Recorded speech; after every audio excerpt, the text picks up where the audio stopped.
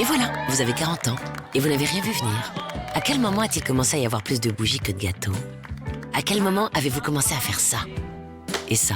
Allez. Et à dire des phrases comme... Ah, ça me ballonne, ça. Ou comme... Non, moi, je vais plutôt vous prendre un déca. Ou bien encore... Ça fait pas un peu tard, la séance de 22h? Quand avez-vous commencé à préférer le confort au style et les gradins aux fosses? Dis-moi, le concert de demain, c'est assis ou debout? Depuis quand avez-vous un avis sur la qualité des matelas?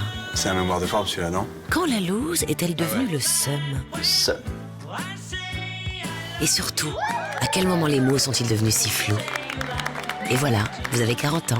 Et pour que ce soit moins le seum, Atoll vous garantit un confort de vue optimal avec vos verres progressifs. Atoll, mon opticien. Dispositif médical. Bonjour à tous, ravi d'être présent sur la scène virtuelle du Hub Forum aujourd'hui. Je suis Luc Daman, je dirige Adobe pour la région Europe de l'Ouest et du Sud et j'ai le privilège d'être accompagné de Laurence Corrette, directrice exécutive chez Atoll les opticiens. Alors Laurence, on a beaucoup travaillé ensemble cette année dans ce contexte si particulier, notamment pour adapter le parcours des clients d'Atoll vers un nouveau modèle hybride qui réunit le digital et les magasins. On va avoir l'occasion d'y revenir dans un instant, mais avant d'entrer dans le vif du sujet, est-ce que vous pourriez peut-être nous dire un mot sur Atoll ainsi que votre mission au sein du groupe? Bien sûr, bonjour à tous. Je suis ravie moi aussi de vous accompagner sur cette scène virtuelle. Atoll, c'est une coopérative de plus de 700 opticiens indépendants sur la France entière. Et en fait, moi, je couvre l'ensemble des métiers du retail dans cette coopérative, c'est-à-dire que j'ai en charge de porter la transformation digitale avec une fonction omnicanale. Et pour ce faire, je couvre à la fois les points de vente, le digital et la supply chain. Donc, on est vraiment sur l'omnicanalité parfaite du parcours client, en fait. Alors, la crise du Covid, on le sait bien, elle a pris tous les secteurs d'activité de cours, en particulier le retail dans lequel vous évoluez, avec des changements durables sur les comportements et les attentes des consommateurs. Le niveau d'exigence, finalement, ne cesse d'augmenter dans le contexte. La tolérance à l'erreur est très, très faible. Donc, on voit bien qu'on est dans une phase où le fossé s'accélère entre les entreprises qui finalement sont orientées expérience client et les autres. Chez Atoll, vous avez mis le digital et l'expérience client au cœur de votre stratégie depuis maintenant un moment, ce qui vous permet finalement de traverser cette crise dans de bonnes conditions avec une belle résilience et même une accélération de votre roadmap digital. Est-ce que vous pourriez nous en dire un peu plus sur votre stratégie? Effectivement, en fait, on s'était préparé, enfin, ça fait 3 ans qu'on se prépare à cette omnicanalité et finalement, on a été prêt juste à temps puisque juste avant la crise du Covid et le confinement, on a mis en ligne notre nouveau site avec Adobe Commerce, donc ça tombait bien. C'est vrai qu'au moment du confinement, ce qui a permis de garder le lien avec nos clients, c'est le mail, ce qui nous a permis, au travers de notre fichier client, de pouvoir communiquer grâce à nos campagnes, là aussi, Adobe, de pouvoir envoyer des informations à nos clients et leur dire qu'on restait à leur disposition, soit par mail, soit avec des opticiens qui assuraient la garde, en fait.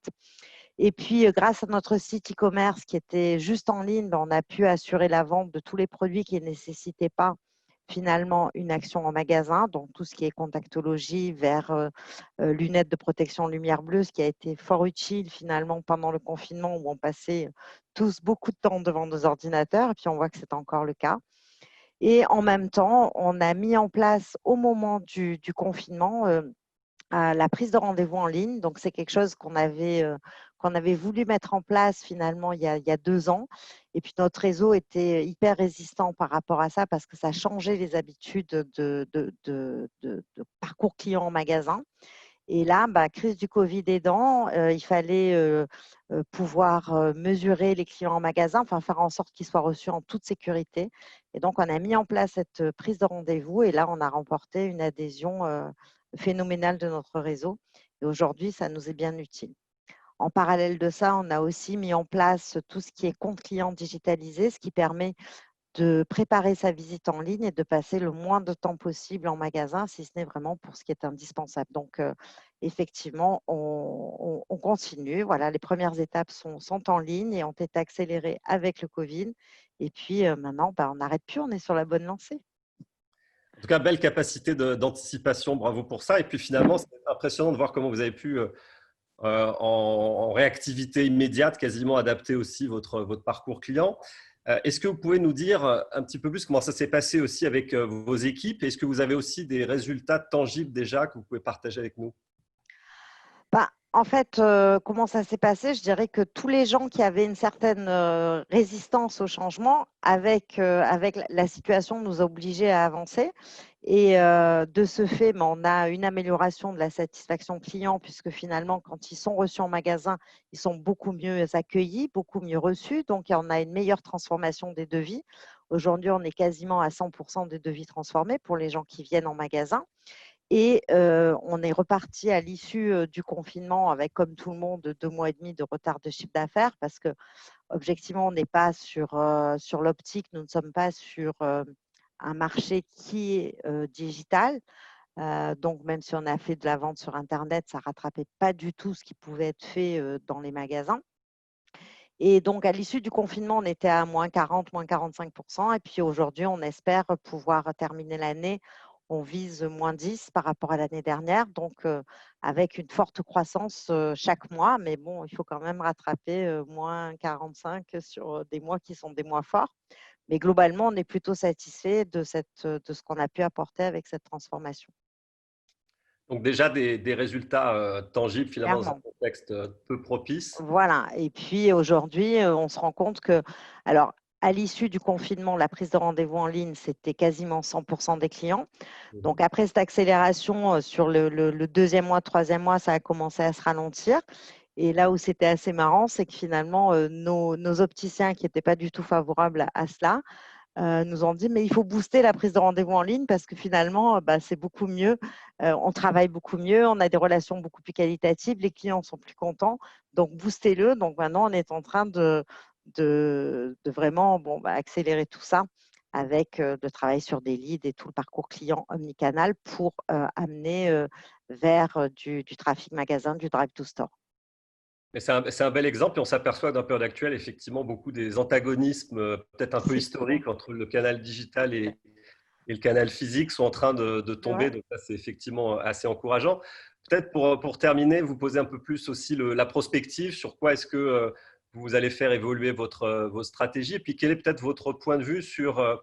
On parle beaucoup d'utilisation de la donnée. Nous, notre positionnement chez Adobe, c'est le mariage du contenu et de la donnée, justement, pour pouvoir personnaliser, rendre l'expérience pertinente. Est-ce que vous pouvez nous en dire un peu plus sur vos travaux dans ce domaine? Alors, c'est vrai que ce qu'on a vécu là, ces derniers mois nous a